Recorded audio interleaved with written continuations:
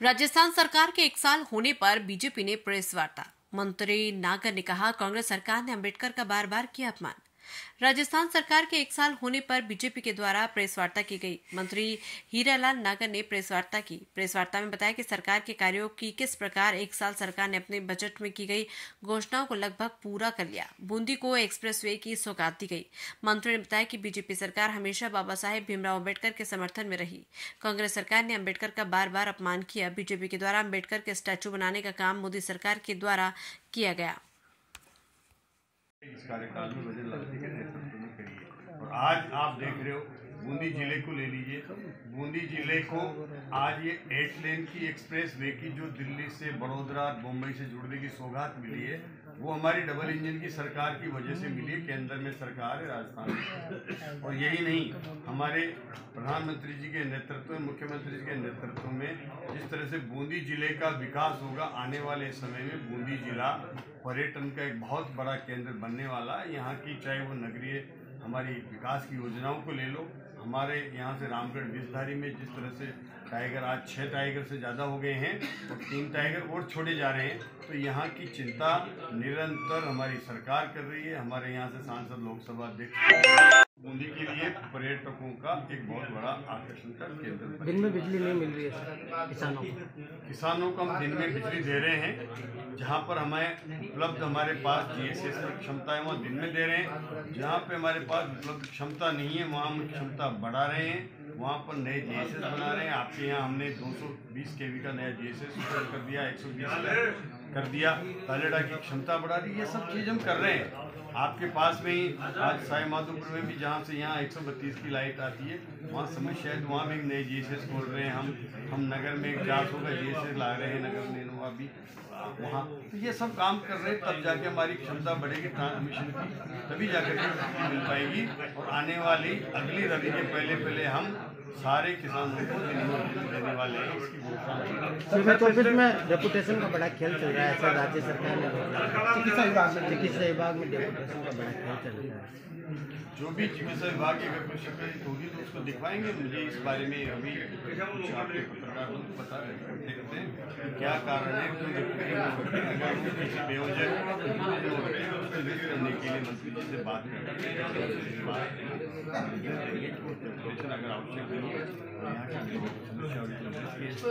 Sir. पिछले दिनों हिंडोली के अंदर विभाग ने बहुत सारे चोरी के केसेस पकड़े थे। वहाँ के कांग्रेस विधायक का कहना है कि कार्रवाई किसानों के लिए हम खुली लूट की है। किसानों के साथ खुली लूट की सरकार ने बीसीआर के नाम से। देखिए, बीसीआर जो भी भरी जाती है, कांग्रेस की आदत है। वो संभल में बीसीआर भरी गई, इनका सांसद चोरी कर रहा है, सरेआम चोरी हो रही है, तभी ये उसका समर्थन करते हैं। और जहाँ भी चोरी करने वाले का समर्थन किया नहीं जा सकता। चोरी करने वाला चाहे वो सरकार की चोरी करे या किसी के घर की चोरी करे, वो तो चोर है। उसका कैसे समर्थन आप कर सकते हैं? गलत बीसीआर भरी गई है तो उसके लिए वो सेटलमेंट में जा सकता है। उसके लिए प्रावधान है सरकारी स्तर पर, निगम के स्तर पर, वहाँ जाए अपनी बात रखे। लेकिन ये विधायक कहें कि बीसीआर भरना, बीसीआर तो भरी जाएगी जब अवैध रूप से आप बिजली चलाओगे। बीसीआर नहीं भरेंगे तो ये टैक्स पेयर का पैसा है, आम जनता का पैसा है, इसका भार उन पर पड़ेगा जो अपना पूरा बिल दे रहे हैं। तो कैसे इसको सही कराया जा सकता है विधायक की बात को? निश्चित रूप से ऐसी बातें विधायक को नहीं करनी चाहिए। उनको ये कहना चाहिए कि अगर गलत बीसीआर भरी गई है तो उसकी हम जांच करा लें, और सही अगर चोरी पकड़ी गई है तो उसको खमियाजा भुगतना। देश में सर देखिए, अंबेडकर जी हमारे लिए हमेशा सम्मानीय रहे हैं, देश के नायक रहे हैं। उन्होंने हमारे संविधान के निर्माता हैं और अंबेडकर जी को कभी कांग्रेस ने सम्मान नहीं दिया। अंबेडकर जी को मजबूर किया नेहरू जी ने कि वो पद छोड़ें, और उनको मजबूरी में पद छोड़ करके पद से इस्तीफा देना पड़ा।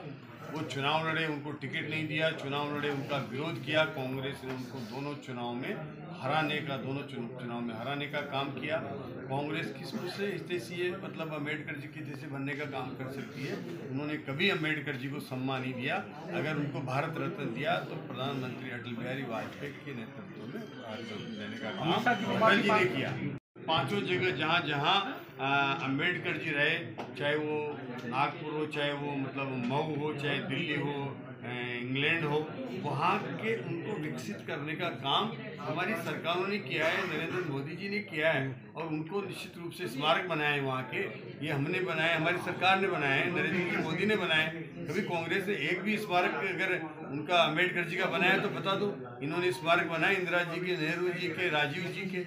इन्होंने कभी कोई ऐसे अम्बेडकर जी के स्मारक नहीं बनाए, कभी सम्मान नहीं किया। आज उनकी बात करते हैं केवल जब इनका वोट बैंक खिसक रहा है। ST/SC वर्ग की ये बात करते हैं। ST/SC वर्ग को इन्होंने हमेशा शोषण किया है, कभी उनके बारे में सोचा नहीं है।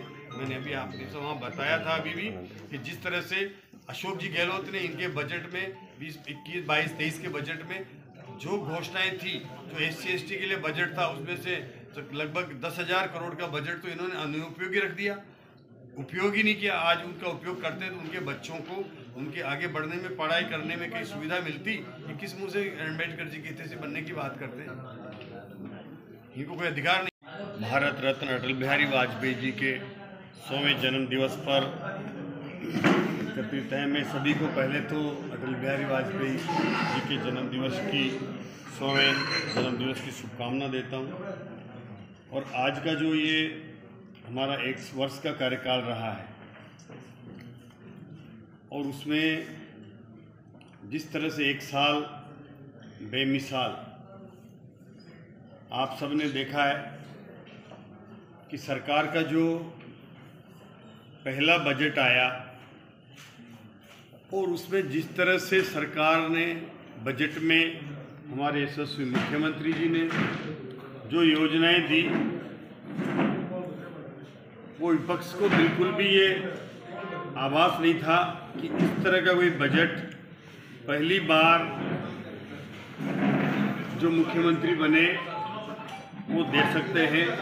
मैंने विधानसभा में देखा है कई हमारे प्रतिपक्ष के विधायक थे, उन्होंने भी उस बजट की तारीफ की कि बजट तो बहुत अच्छा है, लेकिन हमें ये लग रहा है कि ये जो घोषणाएं हुई है वो पूरी कैसे होंगी। लेकिन हमारे मुख्यमंत्री जी ने जो हमारी बजट की घोषणाएं थी उनके लिए जिम्मेदारियां तय करी।